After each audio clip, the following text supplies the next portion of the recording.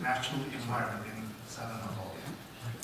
As a result of mass migration from China, today the Mongolians constitute only 18% of the total population on their own land.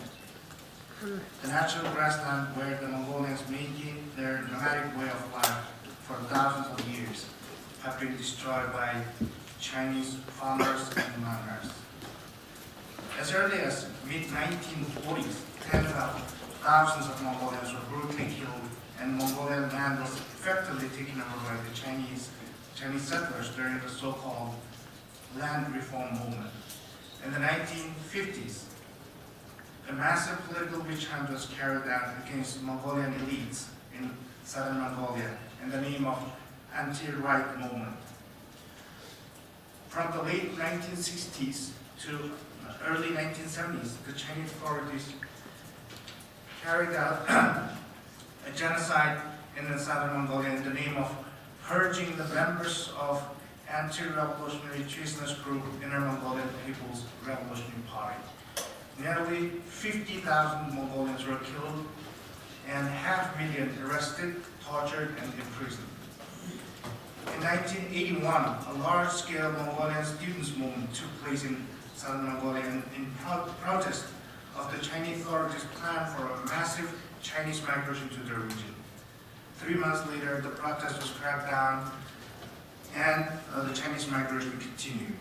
In 1995, the Chinese authorities cracked down on a Mongolian peaceful organization called the Southern Mongolian Democratic Alliance. 2 members of the Southern Mongolian Democratic Alliance are here actually, with us. And members of the organization were arrested, detained at Central Jail.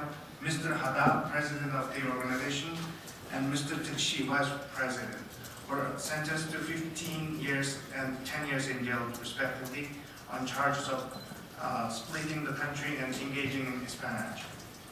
Mr. Hada was released on December 9, 2014, after serving the full sentence term of 15 years and 4 years of extrajudicial detention.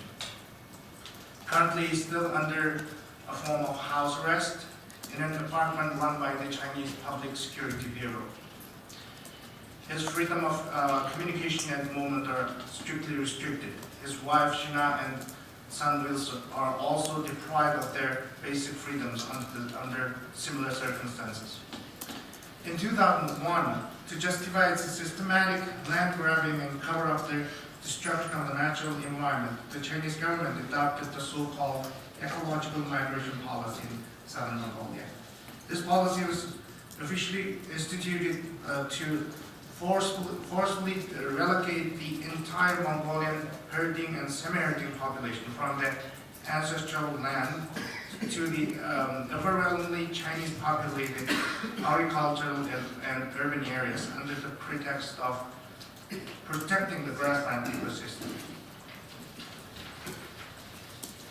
Another policy adopted for the purpose of eradicating Mongolian traditional way of life was the so-called total ban over livestock grazing. Under this policy, Mongolian herders grazing livestock on their own land were regarded as criminals and subject to large fines or confiscation of their livestock. In 2009, with the largest coal natural gas resources in China, including the production of 95% of world's rare earth supplies, southern Mongolia was advertised by the Chinese government as China's energy base. Chinese mining giants, as well as thousands of private miners, have rushed to southern Mongolia chasing their fortune. Herders' grazing lands have been taken away and opened up for mines. Herders have been forcibly displaced from their land without adequate compensation or proper resettlement. Tensions have escalated between the Mongolian herders and the Chinese authorities, as clashes took place almost on a daily basis between the Mongolian herders and land grabbers. In 2011, the brutal killing of a Mongolian herder named Mergen by a Chinese mining truck sparked a large-scale region-wide protest. by Mongolian herders and students. Chinese authorities mobilized the People's Liberation Army and a large number of police forces to crack down on the protest. In the most recent case, just 2 months ago, another mass protest by Mongolian herders took place in western southern Mongolia's Durgut and Sun banners. Herders went to Beijing and staged protests in front of the Chinese central government. They also took to the streets in the regional capital and their hometowns. Chinese authorities cracked down on them, and many herders were arrested, and at least 6 herders were detained. We have confirmed that at least 59 major incidents, including large-scale protests and clashes, occurred in southern Mongolia since 2011. In the past year alone, nearly 300 Mongolian herders were arrested, detained, or sent to jail for defending their land.